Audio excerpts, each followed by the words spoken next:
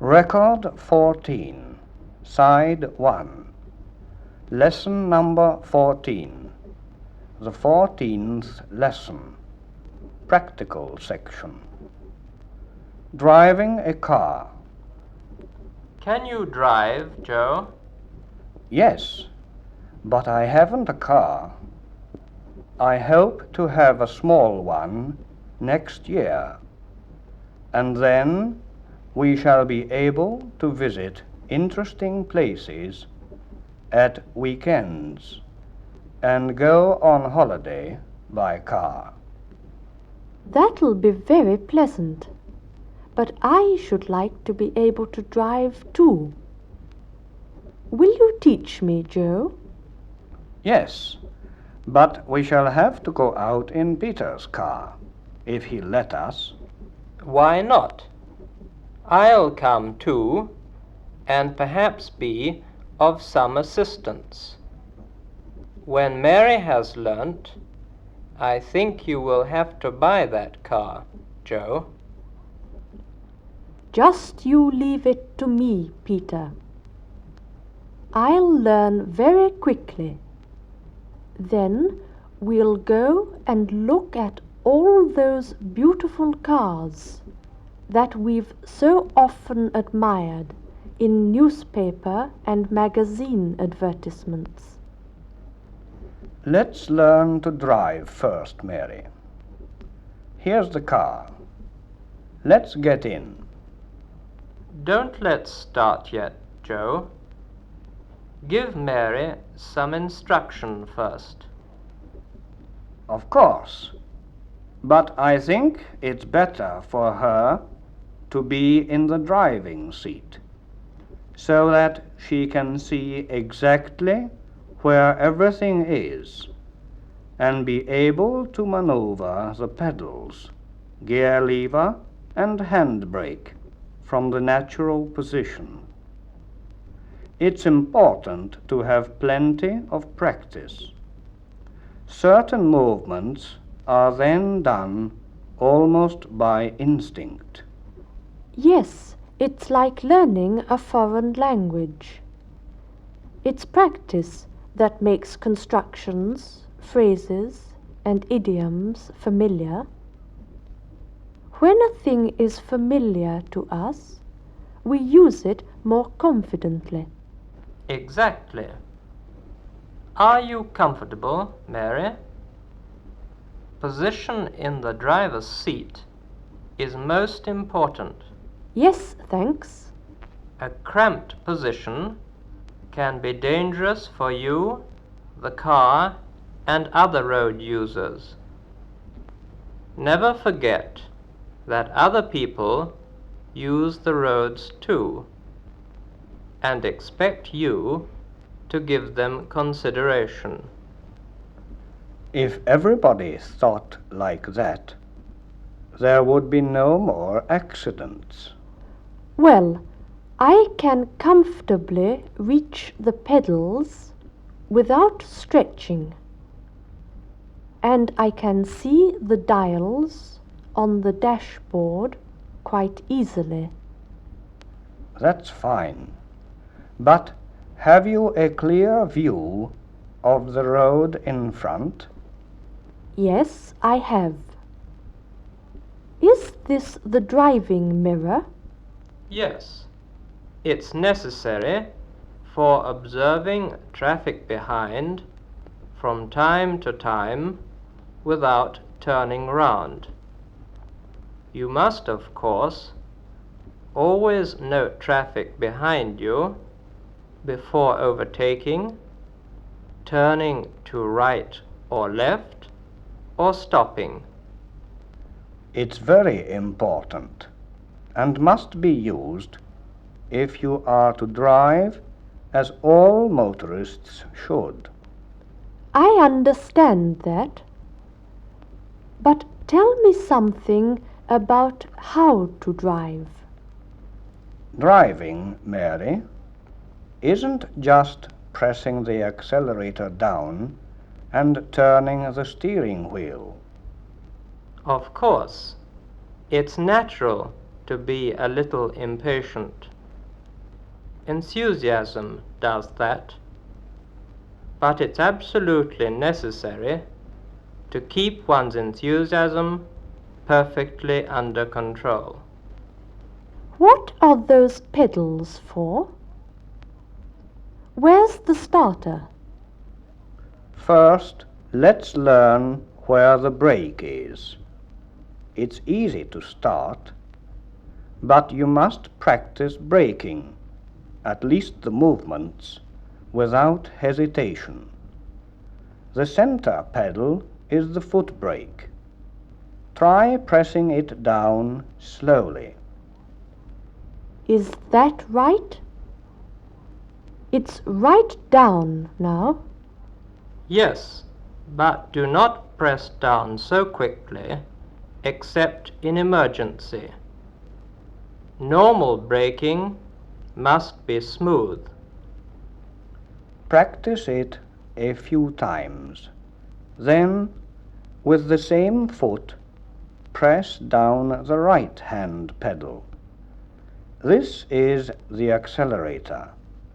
Treat it gently, because if you press it down too quickly, the results may be very unpleasant or even dangerous. This pedal on the left must be the clutch, then. Yes, that's right. You must use the clutch whenever you wish to change gear. The gear lever is here on the steering column. Note the various positions for the 4 forward gears and the reverse. You must change gear automatically.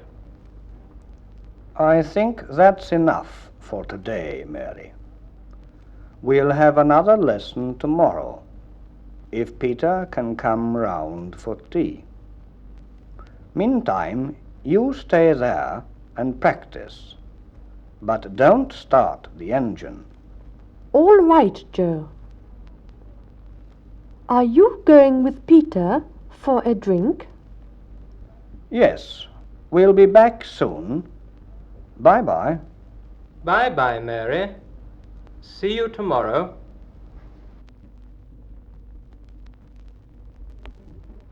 Side 2. Grammatical section. Relative pronouns. First part.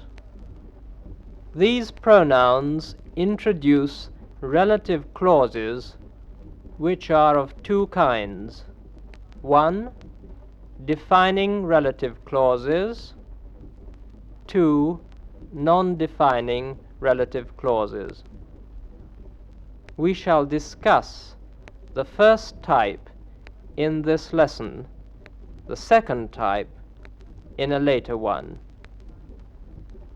Defining relatives. These, as their name indicates, relate the clause to the noun to which they refer, so that it may be distinguished from others of the same type or class, e.g., the boy who came here yesterday is my friend Tom. The relative clause is who came here yesterday, and it tells us precisely which boy is my friend Tom. There is no comma before a relative clause of this type. The pronouns in relative defining clauses are, for persons, a, subject, who or that. Who is more common. The people who were speaking to us have been in India for many years. The man who drives this car is a friend of mine. B. Object. Whom, correct, but never used in speech. Who, preferred in speech. That, more usual. The relative pronoun in the objective case is, however, more commonly omitted in English. The child I took to school is my nephew. The lady you saw with me is my aunt. C. With preposition whom or that. The preposition is placed before the relative, and sometimes this form is also used in speech, but it is more common to place the preposition at the end of the relative clause and omit the relative altogether. The preposition is always placed at the end of the relative clause when that is used. The pupil to whom I gave the prize is very clever. Or, the pupil that I gave the prize to is very clever. Or, the pupil I gave the prize to is very clever. The gentleman by whom we were accompanied is a friend of ours. Or, the gentleman that we were accompanied by is a friend of ours. Or, the gentleman we were accompanied by is a friend of ours. D. The possessive pronoun whose. The boy whose shirt is torn must change it. The lady whose teacups were broken at the party must buy some new ones. For things. A. Subject. Which or that. Which is more formal, that more common in speech. The book, which is on the table, belongs to me. The horse, which was pulling that cart, is very old. B. Object. Which or that. Which is more formal, that more common in speech.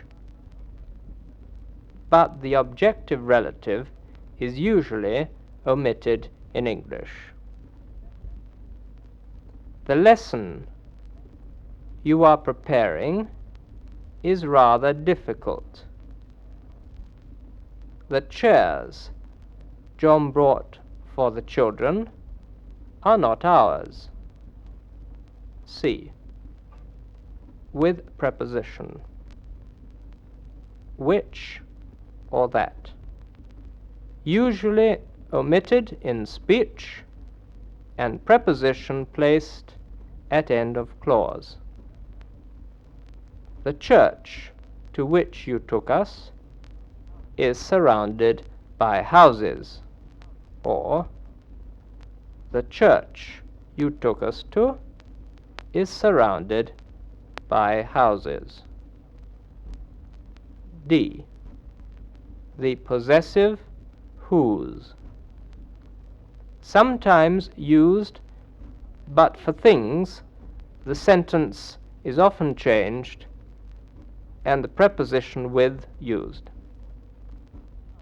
The book whose cover is torn has been read many times. Or, the book with the torn cover has been read many times. That. The relative that substitutes who, whom, or which when preceded by A. A superlative, B. All, much, little, not any, none, no, and the compounds of every, some, any, and no. He is the best student I have ever taught. For all I know, he may have arrived. There isn't much that doesn't interest him. Everybody that came brought a present. I have no book that might interest you. What? The relative what is the same as that which. What he told me was very surprising. He did what he could to help his friend.